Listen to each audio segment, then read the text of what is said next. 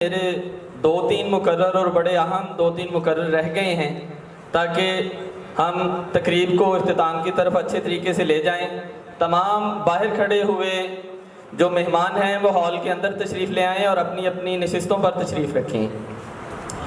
सामीन मोहतरम, मैं बिला तमहीद अपने अगले मुकर्रर कुरान कन्वेंशन टीम का हिस्सा जनाब राव एहसन जबरौन साहब से मुल्तमस हूँ कि वो आएँ और कुरान कन्वेंशन के गर्ज़ो गायद पेश करें।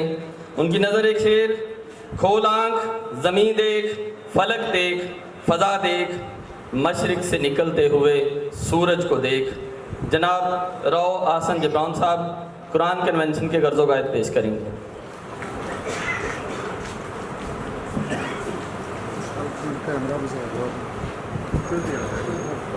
मेरे अज़वाज, वार्म वेलकम। मुंतज़िर रही हैं आँखें बहुत देर से इस घड़ी की। सबसे पहले थैंक्स टू वकील भाई जिन्होंने इस बिखरे हुए फूलों का गुलदस्ता बनाया। Thank you.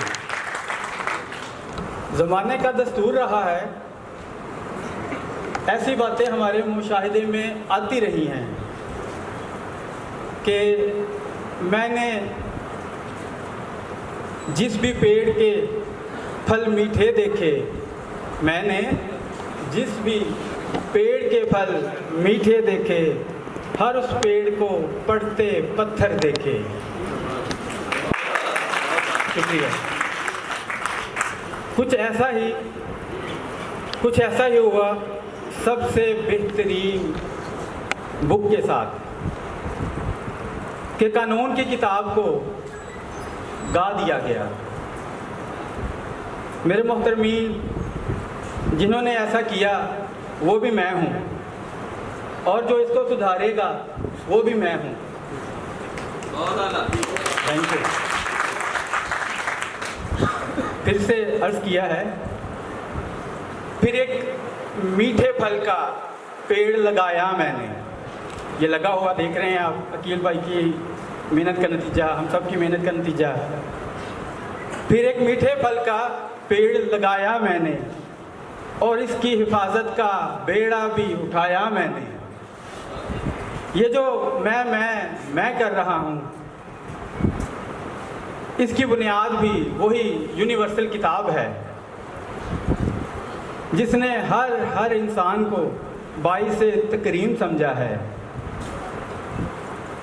अर्ज़ किया है, फतवा देने का जो कभी मुझे इज़्न मिले, फतवा देने का जो कभी मुझे इज़्न मिले, तो मैं हर नफ्स को इंसान समझना हलाल लिखूं। उसी यूनिवर्सल बुक ने हर अकाई को ला तफर्रकू के रास्ते पर चलकर जमीयन की मंजिल दी है। इसी रास्ते पर चलते हुए आज ये अकाई, इसी रास्ते पर चलते हुए आज ये अकाई हम में तब्दील हो गई है। मेरे मुसलमान और मोमिनी, बिलखसूस उलिल अलबाब दोस्तों, ये कुरान कन्वेंशन उसी मुहिम की एक कड़ी है तो कई हज़ार साल पहले इब्राहीम और बाकी अंबिया अलैहिस्सलाम अजमाइन ने स्टार्ट की और मोहम्मद अलैहिस्सलाम की कोशिशों से यहाँ तक पहुँची। और अब हम सब अपना अपना फ़र्ज़ अदा करते हुए यहाँ मौजूद हैं। मेरे साथियों, थोड़ा और बारीक बीनी से फोकस कीजिएगा। जैसा कि कुरान करीम हर इंसान की कोशिश के हिसाब से उसके दर्जे बताता चला जाता है। पहले कहता है तुमने तस्लीम तो कर लिया, पहले कहता है तुमने तस्लीम तो कर लिया, लेकिन कुरान तुम्हारे अंदर नज़र नहीं आ रहा। फिर यह सफ़र मोमिन से होते हुए उलिल अलबाब तक जाता है। क्योंकि कुरान कन्वेंशन है, बात भी कुरानिक होगी। ये अभी सफ़र का आगाज़ है जो कुरान करीम से शुरू हुआ है और अल कुरान तक जाएगा। मेरे साथियों, क्योंकि ये अल कुरान करीम का फ़हम रखने वालों की महफिल है, जो कुरान और अल कुरान का फुरकान समझते हैं, लेकिन कुछ अहबाब नए हैं, वो इसको दो कुरान ना समझ बैठे हैं। इसीलिए वजाहत करता चलूँ।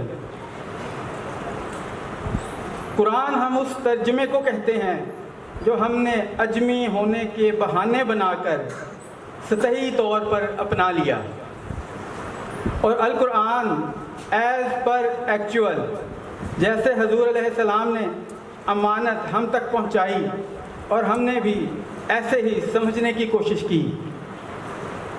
यानी डिफरेंस बिटवीन कुरान और अल कुरान करीम। जैसे हम जानते हैं इलाह और अल्लाह को,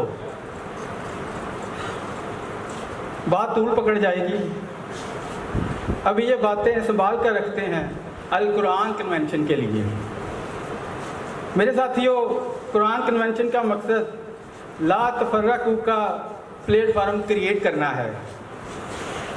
मेरे इस बात के साथ इख्तिताम करता हूँ, अगर हमने कुरान करीम से कुरान का सफ़र अगर हमने कुरान करीम से अल कुरान का सफ़र तय ना किया तो फिर याद रखिएगा, तख्लीक़कार के वो अल्फाज जिसमें इंसान वही लाता हाय खराबी पुकार रहा होगा, कहा जाएगा वकाल रसूल या रब्बी, और कहेंगे रसूल अपने रब से, इन्नी कौमी, ये मेरी कौम है, इन्नी कौम इत्तखज़ू हाज़ल कुरान महजूरा, ये मेरी कौम है, इसकी ये हालत इसलिए हुई क्योंकि इसने कुरान छोड़ दिया।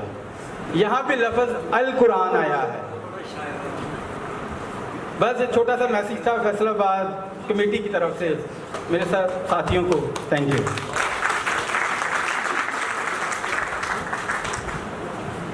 कलम उठाता हूँ तो सोचें बदल जाती, कलम उठाता हूँ तो सोचें बदल जाती हैं, एक शख्स की मेहनत से मिल्लतें तश्कील पाती हैं।